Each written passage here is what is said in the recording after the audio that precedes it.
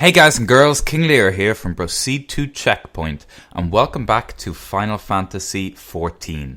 So similar to what I've done previously, this is going to be a very quick first day rundown of Saint Mocianne's Arboretum, one of the new dungeons introduced to Final Fantasy in patch 3.1. This dungeon can be unlocked from a quest that starts in the Dravanian hinterlands called An Overgrown Ambition, and it does require you to have the main story of Heavensward complete before you can start it. There are 3 bosses, and I'm going to take you through them one by one. As always, remember, this is day 1. This is just to get a guide out there so people can see it and hopefully figure up tactics for anything that they're struggling on. There will no doubt be other guides that have realized things I haven't coming out after this, but this should give you a good idea where to go on day 1. Boss number 1, Rose Garden. So the first thing that you need to be aware of with this boss is throughout the fight, he will cast a conal AoE. He will cast Bad Breath, and he will do it directly in front of him, but he will rotate either clockwise or counterclockwise around the arena. So you need to watch out for this. You need to watch out for what direction he is moving in and stay out of it. Rotate around the boss, making sure that you're going the right direction to not get caught in his Bad Breath. In addition to this, while he is doing Bad Breath, he will summon mini copies of himself. These will have a conal AoE in front of them, and they will also cast a Bad Breath type spell. These, however, will not rotate. They will just shoot directly in front of them from wherever they spawn. They can't be killed. So the tactic here is watch for the boss doing his Bad Breath, look at which way he is rotating, obviously go in the opposite way so that you don't run into his Bad Breath, while at the same time dodging the Bad Breath from the mini copies of himself that he has spawned into the arena. Throughout the fight, the boss will also drop adds called Rose Hips. Now these need to be killed as soon as possible, because if you leave them alive, they will explode and damage everyone. Now, they have very little health, but they can also spawn at the same time Bad Breath is going on. The first time you see these, it'll probably be easy. Just kill them, job done. You will see them when there is a lot of Bad Breath going on, so you'll need to dodge the Bad Breath while you try and kill these as soon as possible. Get all of the Rose Hips down, no raid-wide attacks, you're safe.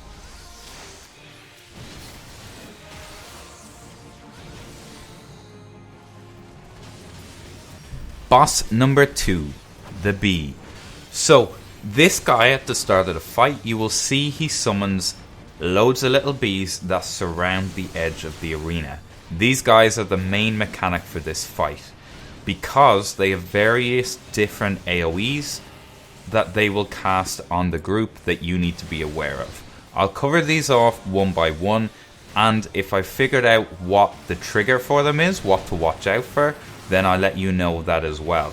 If anyone has spotted a trigger for these that I haven't, so when the boss does this, you know this ability is coming, drop it in the comments and I'll add it to the video description to help anyone that comes along next. First move to be aware of with these bees is that they will shoot an AoE attack the length of the arena directly in front of them. It's staggered, they don't all shoot at the same time, so you do have time to dodge between one bee's attack and the next one's attack. This is relatively easy to dodge. Throughout the fight, the boss will cast a move that tethers the bees around the outside to him. They then become targetable. He only did this for us once, but I have reports of it happening more than one time, so you might see this a couple of times depending on your DPS or the length of the fight. Basically, this is a DPS check. DPS the bees down as quickly as possible. The longer they're alive, the more raid-wide damage that the group is going to receive. As soon as the bees are down, you're golden, and the raid-wide damage will stop. It'll go back to the regular AoE attacks then. The boss will occasionally mark a player with a target. Now, I haven't been able to 100% work out what this does, other than the fact that this will make you a target. You will get a lot of AoEs on you. Can't find a pattern for if it's the same type of AoE or if it's different ones each time, but basically if you have this marker, prepare for a shit ton of AoEs to be dropping on you. I have a feeling that it is the target for the pollen to be dropped on you, which naturally you want to get out of and avoid, but I've also been targeted and not have the pollen dropped, so probably best to expect that to happen. The final big mechanic of note for this boss is to watch out for the bees grouping together. We've seen this type of attack countless times, so you should be used to it, whether it be from Ifrit or whether it be from Sunken Temple. The bees will group up in groups around the outside and will launch a hugely damaging attack directly in front of them. So watch out for that, note the position of the bees and move so you're not in front of a group of them. Last boss, Rose Garden. First thing to bear in mind with this boss is he will do an AoE attack that hits the entire arena except people very close to his hitbox. When he does this, you're going to need to rush in and stand close to him. It has a decent cast timer, so you have plenty of time. The boss will do an AoE attack called Soul Vacuum throughout the fight. To the best of my knowledge, there is no way to avoid this and it just has to be healed through. Doesn't seem to have any special effects or cause any long-term damage other than just it will hit you for damage consistently throughout the fight when he casts it. If I'm wrong on this and someone knows something it does or how to avoid it, drop a comment in and let us know, but it didn't seem to cause any serious trouble for our group. Next thing to be aware of in this fight is the boss will spawn adds. They can't be killed, can't be attacked, and they will run around the arena and create an area of effect around them. This area of effect will increase the magic damage that you take if you stand in it. It'll give you a debuff, it does stack, so don't stand in it. Obviously, with the previously mentioned Soul Vacuum going off, you don't want to be taking extra magic damage or this will be very, very serious for you. While these are alive, the boss will cast a move called Frond Fatale.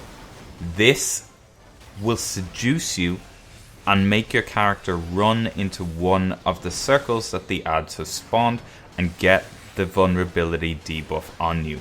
In order to avoid this, watch for the boss casting it and turn your back to the boss. If you're looking at him when he finishes casting this, you will be seduced, you will run into the circle, you will get the vulnerability debuff and Soul Vacuum will kill you. The boss will also create an AoE attack above players of the group. This is a very clear marker, it's very obvious. Everyone will be affected by this, so the idea is obviously spread out, find a free place where you're not gonna all hit each other with this attack. And finally, and this is where our group fucked up, the boss will spawn ads towards the end called Lily of the Saint. These apparently have to be killed.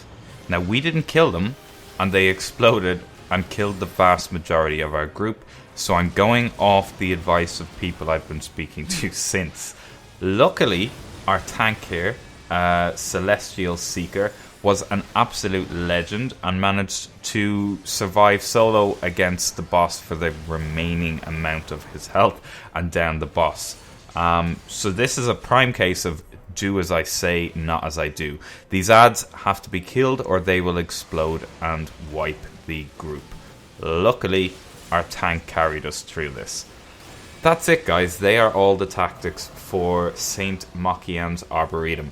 As I said, this should cover the main points. There will be some stuff that I haven't copped, some stuff I don't know the trigger for, and some things that you'll have to figure out yourself. But I wanted to get a video out for day one because I know some people like to watch a video before they go in and know what to expect from the dungeon. If you have any corrections, anything I haven't spotted, please drop it in the comments below. Don't forget, hit subscribe if you've enjoyed this, because we will have videos for the other dungeons and the rest of the 3.1 content coming out very shortly, as soon as I can get around to it and get the time to record after work and stuff like that.